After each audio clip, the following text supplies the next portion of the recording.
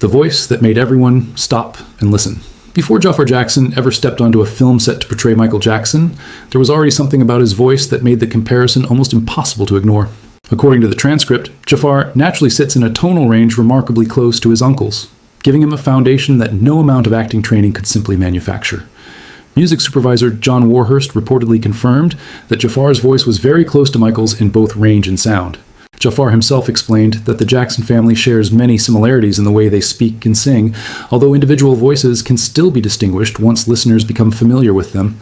The difference was that Michael's famously high pitch and distinctive delivery gave Jaafar a very specific target to study. He wasn't starting with a completely unrelated voice and trying to force it into Michael's shape. The resemblance was already there, but natural similarity was only the beginning. The transcript explains that Jaafar spent extensive hours working with vocal coaches and deliberately studying Michael's singing style. His goal wasn't simply to sound vaguely similar. He wanted the phrasing, falsetto, vibrato, breath patterns, consonant attacks, and emotional intensity to feel authentic. One of the most unusual techniques he used was reading entire books in Michael's voice. At first, he said, hearing himself do it felt strange, even silly. But repetition gradually changed that. He wanted to reach a point where he wasn't consciously putting on Michael's voice anymore. He wanted the sound to emerge naturally. Eventually, he even noticed moments in everyday conversations when his voice unexpectedly sounded like Michael's without him intentionally trying to imitate him. That was the real objective. Not an impression he had to switch on, but a vocal muscle memory that could appear instinctively. And that distinction would become crucial once cameras began rolling. According to the transcript, audiences later heard a combination of Jaafar's natural similarity and the years of deliberate training behind it. His tone and register already provided the foundation, while the preparation refined the details that made Michael's voice instantly recognizable. The result wasn't simply about pitch, it was about how a note was approached, where the breath was placed, how a phrase moved, and how much emotion lived inside the delivery. That is why the question surrounding Jaafar became so fascinating. Was he merely reproducing a famous voice? Or had he learned to inhabit the musical instincts behind it? Before anyone had seen the finished performance, the answer was already beginning to emerge. Jaafar wasn't trying to erase his own voice. He was training it until, when the moment demanded it, Michael's vocal character could come through almost effortlessly. The early years, when Jaafar chose music over everything. Long before the cameras, auditions, and worldwide attention, Jaafar Jackson was already developing a relationship with music that seemed impossible to ignore. According to the transcript, growing up in the Jackson family meant that music was everywhere, but Jaafar's interest gradually became something more personal. At around 12, he began treating the piano almost like a laboratory, picking out chords by ear and testing his vocal range against records by artists such as Sam Cooke and Marvin Gaye. He would repeat the same musical phrases until his fingers hurt, then move directly into vocal exercises. Even when cameras entered the family's world through Living with the Jacksons in 2015, the transcript portrays Jaafar as someone more comfortable spending time practicing than seeking attention. Music wasn't simply something surrounding him because of his family. It was becoming the activity he was choosing for himself. That dedication also meant learning through repetition rather than relying on his surname. The transcript describes Jaafar recording covers of Cooke and Gaye, not initially as commercial releases, but as a way of studying his own voice and understanding his natural timbre. He spent years working through scales, mimicry exercises, and vocal practice without taking shortcuts. Even his early experiences around professional productions became opportunities to learn. When he appeared in Tito Jackson's Love One Another video in 2021, his background role gave him another chance to observe how a real production worked, watching lighting cues, understanding retakes, and seeing what happened between performances. These weren't glamorous experiences, but they were quietly building the discipline that would eventually become essential. According to the transcript, by his early 20s, Jaafar had accumulated thousands of hours of practice before the opportunity to portray Michael had even arrived, and eventually the choice became clear. Jaafar had experimented with other interests, including golf, but singing continued pulling him back. The transcript describes a young Jaafar growing up around piano keys, musical performances, and family members who understood the demands of being an entertainer. His time around Michael also gave him an early lesson that would become important years later. Great performances were not simply the result of natural talent. They were built through repetition. By 16, according to the transcript, the golf clubs had largely been left behind and the microphone had effectively won. That decision didn't immediately make Jaafar a star, and there was no guarantee that his music career would follow the path people expected from a member of the Jackson family. But those quiet years of practice created something far more important: a foundation. Before Jaafar ever attempted to sound like Michael, he had already spent years learning how to become a serious musician in his own right. the first song that forced Jaafar to find his own voice. In 2019, Jaafar Jackson finally had the opportunity to find out what happened when he stepped into music without Michael's shadow being the center of the story. His debut single, Got Me Singing, was released with producers including Hardy Indigo and Mwanza, and it deliberately moved in a different direction from the sound people might have expected from a Jackson. The track carried a Brazilian funk-inspired influence with a lighter, danceable pop feel built around the excitement of falling in love. According to the transcript, Jaafar helped shape the song's hook, beginning with the rhythm before adding chords on the keyboard that worked with the beat. This wasn't an attempt to recreate one of Michael's records. It was Jaafar testing what his own musical instincts sounded like when he wasn't trying to become anybody else. The release became an important experiment. The transcript says, Got Me Singing accumulated more than 3 million views on YouTube, but it didn't immediately turn Jaafar into a major recording star. Instead, he discovered an unexpected obstacle. The very similarity that made his voice fascinating also made the music industry uncertain about where he belonged. According to the transcript, some record labels were reluctant to work with him because they felt his voice sounded too similar to Michael's. Jaafar himself reportedly acknowledged that the comparison became a reason certain labels weren't interested.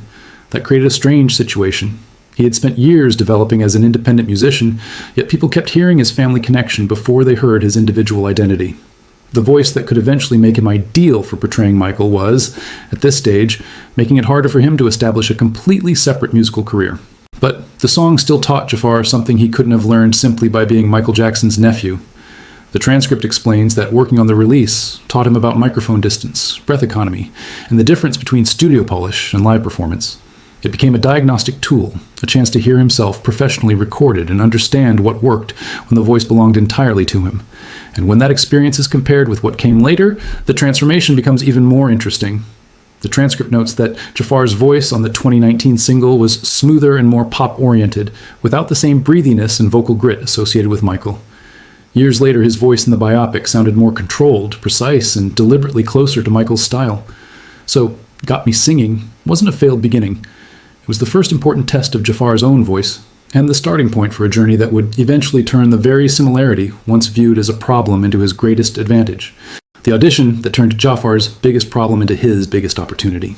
For years, Jaafar's resemblance to Michael had been both an advantage and an obstacle. His voice naturally occupied a similar tonal range, but when he tried to establish himself as a recording artist, that similarity had reportedly made some labels hesitate. Then came an opportunity that completely changed the meaning of that resemblance. According to the transcript, the search for the actor who could portray Michael had already gone global, narrowing thousands of possibilities down to a small group of candidates. When Jaafar entered an audition room in Los Angeles, there was nothing elaborate about the setup: a camera, a chair, and a short scene. There was no costume and no music to hide behind. He simply performed the material. When director Antoine Fuqua watched the audition tape, he reportedly stopped and rewound it, focusing not only on Jaafar's obvious physical resemblance, but on the way his hands rested and moved while he spoke. Producer Graham King later described what he saw as someone who organically personifies Michael. The casting announcement instantly transformed Jaafar's life. According to the transcript, when the news became public, his phone reportedly buzzed for hours as the world reacted to the idea of Michael Jackson's nephew portraying him. He was only 26 and had no feature film credits, yet suddenly he was expected to carry a major motion picture built around one of the most recognizable figures in music history. The pressure was enormous because audiences weren't going to judge him simply as a new actor. They would compare every movement, expression, vocal detail, and performance choice against memories of Michael. His family understood that pressure better than almost anyone. The transcript says Jermaine's immediate response was simple: prove it. At the same time, Catherine Jackson publicly supported the casting and told Jaafar, according to the source, that he had Michael's eyes and should use them. What had once been an obstacle to Jaafar's independent music career had suddenly become the very reason Hollywood believed he could take on the role. But getting the role was only the beginning. The transcript makes clear that the audition didn't magically make Jaafar Michael Jackson. It gave him the responsibility of proving that the resemblance could survive under the pressure of an entire production. His family became deeply involved in that process, with Jermaine watching rehearsal footage and offering small adjustments to Jaafar's posture, pauses, and movements. Catherine later visited the editing room and watched an early portion of the film in silence. According to the transcript, she eventually told Jaafar that she had momentarily forgotten she was watching her grandson. He nearly broke down. That reaction mattered because it suggested that what the filmmakers were seeing wasn't merely an imitation constructed from costumes and choreography. Jaafar had found something inside the character that felt familiar to the people who actually knew Michael. The same voice that had once made record labels unsure what to do with him had now helped open the door to the biggest role of his life, the 2-year transformation that changed Jaafar's voice forever. Getting the role was only the beginning. According to the transcript, Jaafar had already started preparing before Antoine Fuqua officially joined the project, eventually spending roughly 2 years immersed in the world of Michael Jackson. Much of that preparation happened alone in a rented studio with little more than a mirror, a laptop, and an enormous library of Michael's performances. He wasn't simply memorizing famous dance moves. He studied the transitions between movements, the way Michael held a microphone, adjusted his jacket, breathed between lines, and changed his physical energy from one moment to the next. Michael's personal journals also became an important resource, giving Jaafar another way to understand the emotions behind the performances rather than simply copying what audiences could see. The goal was gradually changing from imitation to instinct. The most demanding transformation happened with the voice. According to the transcript, Jaafar isolated Michael's speaking voice from interviews and repeatedly practiced individual phrases before moving on to newspapers, poetry, and script pages. Singing required a separate discipline. He recorded a cappella takes and compared them with Michael's originals, adjusting details such as vibrato width, vocal attack, and timing. He even placed affirmations around his rehearsal space and repeatedly spoke them using Michael's cadence until the pattern began to feel natural. The work became so intense that some mornings his vocal cords were reportedly strained to the point where he could barely speak above a whisper. But he rested and returned to the work. Eventually, he reached a remarkable moment during the recording of studio scenes. According to the transcript, the sound engineer questioned whether Michael's original vocal files had accidentally been mixed into the recording. For Jaafar, that reaction represented a private victory. But the transformation wasn't limited to his voice. The transcript describes an equally brutal physical process as Jaafar worked with Rich and Tony Talawega, choreographers who had worked directly with Michael.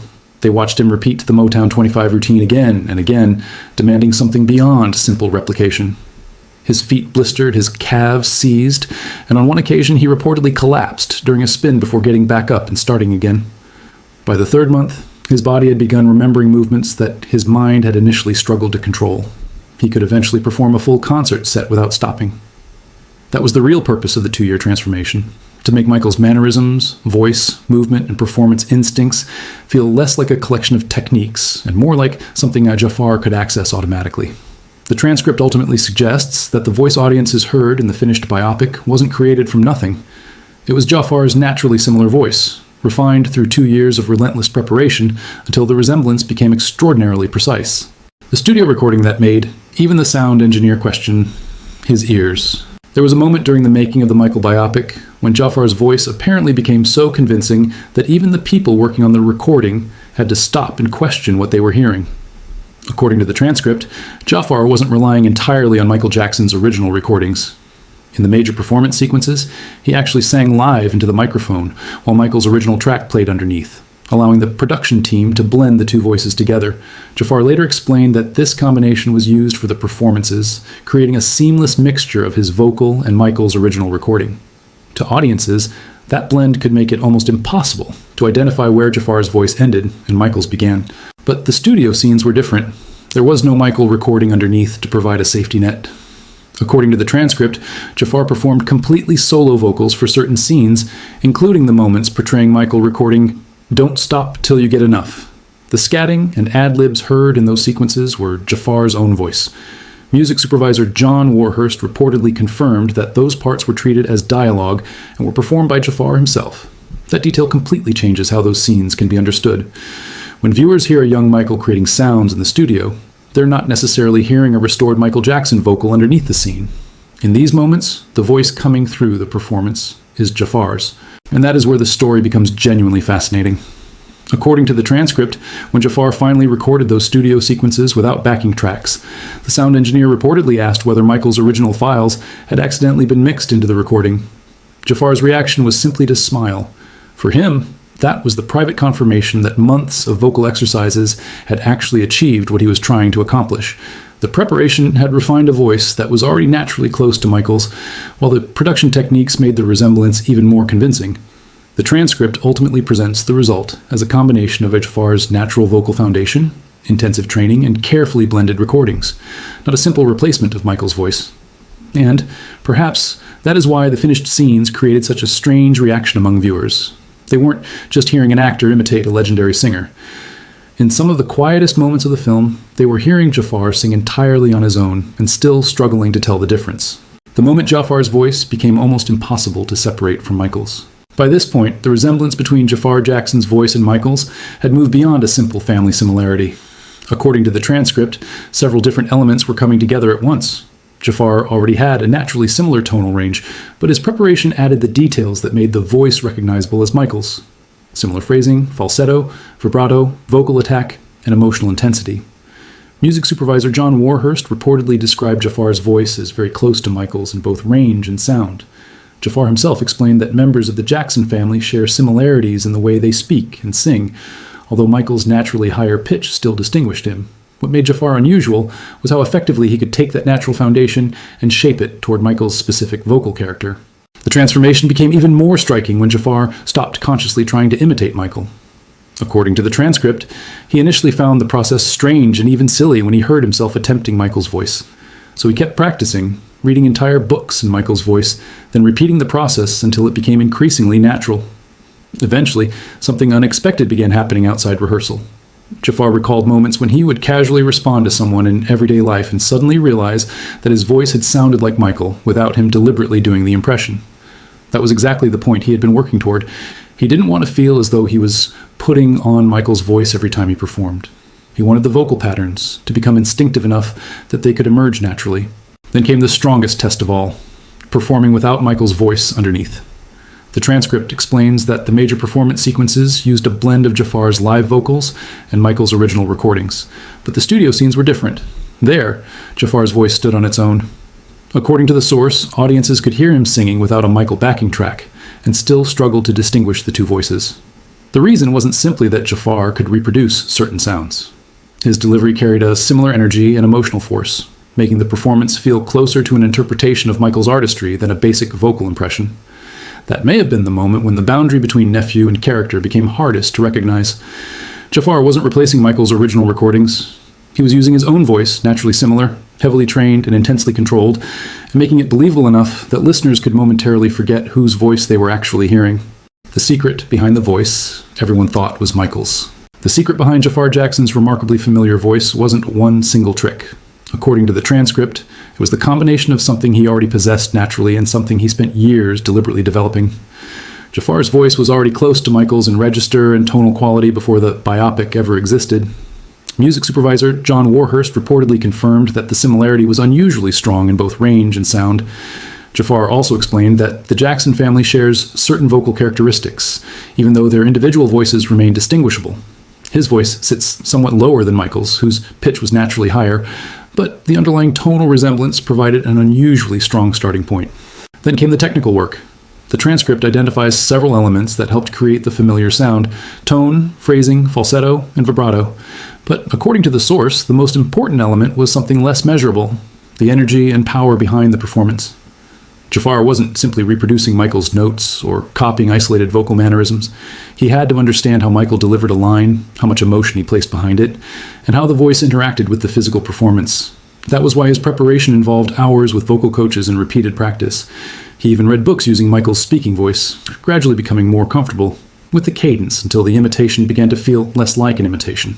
And the most revealing comparison comes from looking at Jaafar before and after the transformation.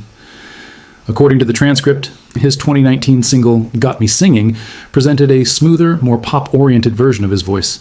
It didn't carry all of Michael's characteristic breathiness or vocal grit, but the voice heard in the biopic was noticeably more controlled and precise, with the performance deliberately shaped closer to Michael's style.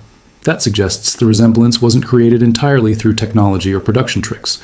The foundation was already there, while years of training refined it. Even more importantly, the transcript says, the studio scenes provided moments where there was no Michael recording underneath, only Jaafar's voice, and audiences still struggled to distinguish the two. The secret, then, wasn't that Jaafar somehow became Michael. It was that he started with a naturally similar instrument and trained it until the difference became extraordinarily difficult to hear. The performance that finally proved Jaafar wasn't just imitating Michael. There was a point when the question surrounding Jaafar Jackson stopped being whether he looked like Michael and became something much harder to answer. Could he actually perform like him? According to the transcript, the production's philosophy was never simply to make the actors look convincing while someone else supplied everything they heard. The performers had to learn the songs well enough to sing them with the same energy and power as the original artist.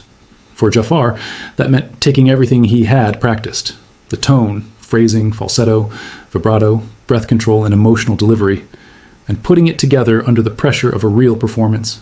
His natural resemblance provided the foundation, but the 2 years of preparation were what allowed him to turn that foundation into something controlled and believable. The most convincing evidence came from the moments where Jaafar couldn't depend on Michael's original recording at all. According to the transcript, the major performance sequences could combine Jaafar's live vocals with Michael's original recordings, creating a seamless blend. But the studio scenes were different. When the character was shown recording "Don't Stop Till You Get Enough," Jaafar performed the scatting and ad-libs himself. Music supervisor John Warhurst reportedly described those elements as dialogue and confirmed that they were Jaafar's. The transcript also explains that the actors were capable of delivering full solo vocals, meaning the audience wasn't simply hearing Michael's recordings placed underneath an actor's performance. In those crucial moments, Jaafar had to carry the voice himself. And that is what ultimately separated the performance from a simple impersonation. According to the transcript, viewers reportedly struggled to determine whether they were hearing Jaafar or Michael, even in scenes where Jaafar was performing on his own. The production's blending techniques certainly contributed to the effect, but the source emphasizes that Jaafar's natural vocal similarity and relentless preparation were the foundation. His voice had already occupied a similar register before the film, and the training refined it into something more precise and controlled. By the time audiences saw the finished performance, the combination of his voice, Michael's original recordings were appropriate, and Jaafar's understanding of Michael's emotional delivery created an unusual illusion. The actor was still Jaafar, but the performance felt unmistakably like Michael. That was perhaps the strongest proof that he hadn't simply memorized an impression. He had learned how to perform the character from the inside out. The legacy Jaafar chose after becoming Michael. After spending 2 years transforming himself into Michael Jackson, Jaafar Jackson faced a decision that few people could have anticipated. According to the transcript, before the biopic, he had already released music of his own, including Got Me Singing in 2019 and Confused in 2020. His voice on those recordings was smoother and more pop-oriented, but the foundation of the resemblance to Michael was already there. The biopic then pushed that voice through an entirely different level of training: vocal coaching, hours of practice, live singing, and the study of Michael's phrasing and speaking patterns. By the end, audiences were reportedly struggling to separate Jaafar's performance from Michael's. But instead of using that experience as a launchpad back into a music career, Jaafar began looking in another direction. The surprising choice was acting. According to the transcript, Jaafar told Jennifer Hudson that portraying Michael had made him feel as though he had reached the highest level of artistic expression he could experience on stage. When asked whether audiences should expect more music from him, his answer was essentially no. He explained that he still loves music and enjoys creating, but after playing Michael Jackson, he questioned whether performing as himself would ever provide the same level of satisfaction. It was an unusually honest conclusion. The person who had spent years trying to establish himself as a musician was now saying that becoming Michael had changed the way he viewed music itself. Rather than immediately returning to the microphone as Jaafar Jackson, he chose to commit himself to acting and see where that path could lead. And perhaps that is the most unexpected part of Jaafar's story. He didn't finish the journey by trying to become the next Michael Jackson. He finished it by discovering what the experience had taught him about himself. The transcript describes a performer who began with a naturally similar voice, spent years developing his own musical identity, then entered one of the most demanding transformations imaginable and learned to channel his uncle with remarkable precision. Now, according to the source, he is choosing to carry that experience forward through acting rather than attempting to recreate Michael's career. The legacy isn't simply that Jaafar can sound remarkably close to his uncle. It is that he took the comparison that once threatened to overshadow his own identity and turned it into an artistic experience that ultimately helped define the direction he wants to take next. Thank you for watching.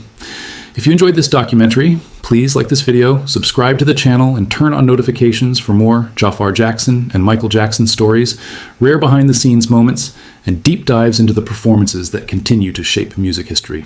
Until next time, thank you for watching.